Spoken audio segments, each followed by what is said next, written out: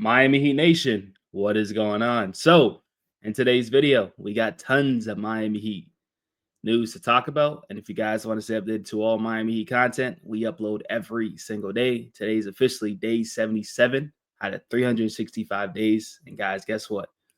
Couldn't do without you guys. So I just want to say I appreciate y'all. I love y'all. You guys absolutely mean the world to me. And for all the people that still watches me, even with the Miami Heat on a 8-game losing streak, playing horrible basketball. I love y'all. I'm gonna continue to keep saying that. But anyways, let's get back in today's video. So the Miami Heat have lost 8 straight games. They're 4-15 in their last 19. Now, this has been depressing. I'm not gonna lie. Just as a Heat fan in general, I'm just sad. As a Heat fan in general, like I'm sad. Now, for the best of the team, you tank. Of course, I want them to continue to keep losing, right?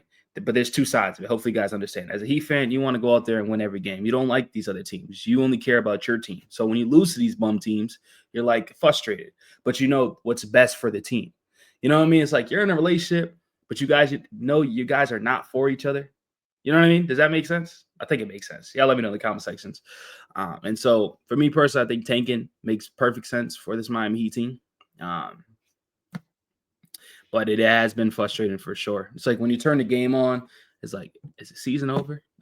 Like you're just waiting for the season to be over because it has been terrible. Also, it says the Heat will fall 10 games below 500 for the first time since the 16-17 season. And then he said, even they were more fun than this. The Wayne Ellington, the Hassan Whitesides, the Goran Dragic, the James Johnsons. And I miss Goran, man.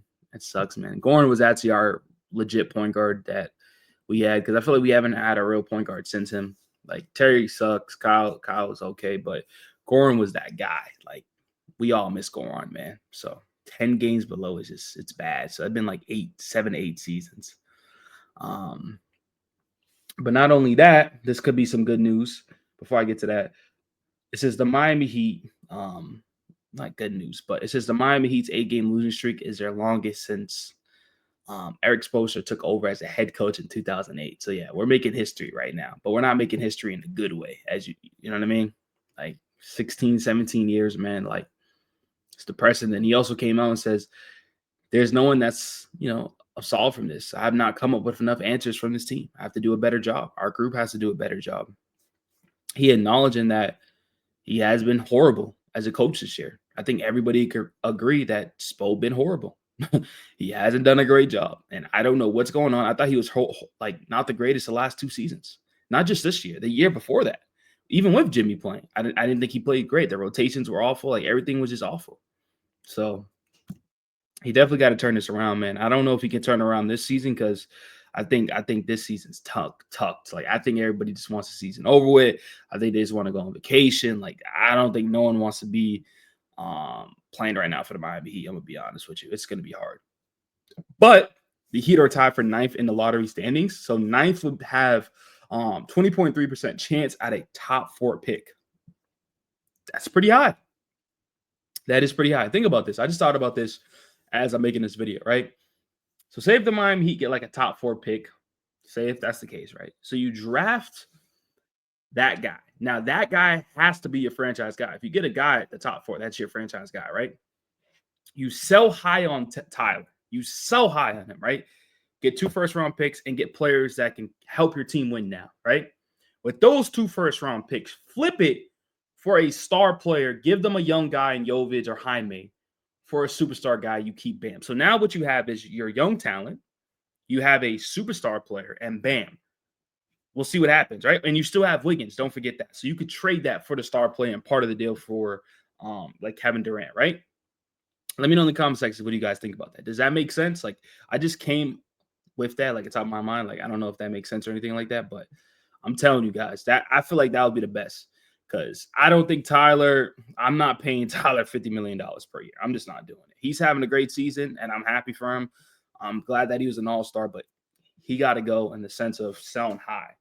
Because remember last year, his value was all the way down. I think this year his value is like going up, and up. A lot of teams, value Tyler Herro. So I think that's the best idea. Let me know what you guys think about that, right? And then This dude Theo Pinson says Pat Riley made a worse trade than Nico. Now, I'm gonna be honest with you guys. This is why not every former NBA players have a podcast. This absolutely makes no sense. Like, yes, Pat Riley made it ugly and Jimmy made it ugly, but no, he didn't make the worst trade. Jimmy didn't want to be there no more, so he had to trade him, and we got what we got out of it. We got Davion Mitchell, we got Andrew Wiggins. We got a champion in Wiggins. We got Davion Mitchell, who could be our future guard for a couple of years. Like, just stop. This is just nonsense. Like, look at the Dallas Mavericks.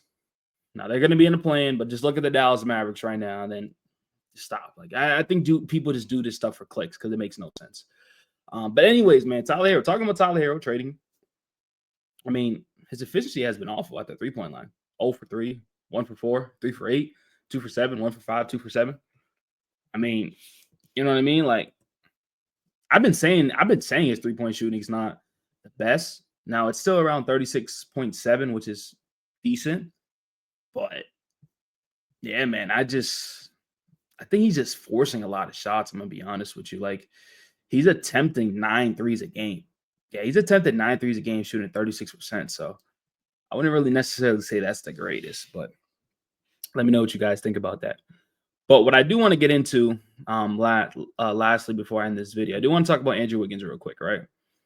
Andrew Wiggins is injury prone to me. Ever since he joined the Miami Heat, this dude's injury prone. I just don't understand it. There's just so many injuries that are happening, and he's missing so much time that I just don't get. Look, he missed all this in games prior, and then he missed the most recent game. Like, what is going on with Andrew Wiggins for him to miss all this time? And he's honestly playing overwhelmed. It's overwhelmed. Like, he's not playing that great. Like, to be honest with you, like, you could look at the numbers and be like, well, they look solid numbers, but when you actually watch him play, it's not like the greatest, and he's not really that efficient. You know what I mean? Like, I don't know. His 3-point shot been horrible, shooting 30% from the 3-point line. Field goal percentage is not the greatest either, 42%. Like, just hasn't really shot the ball well. And then he's always injured. Like, I don't know if I want that as like a long-term piece. But hey, let me know in the comment sections, what do you guys think? Hopefully you guys enjoyed today's video. Keep liking, keep sharing, keep subscribing. Appreciate y'all. I love y'all. And I'm out.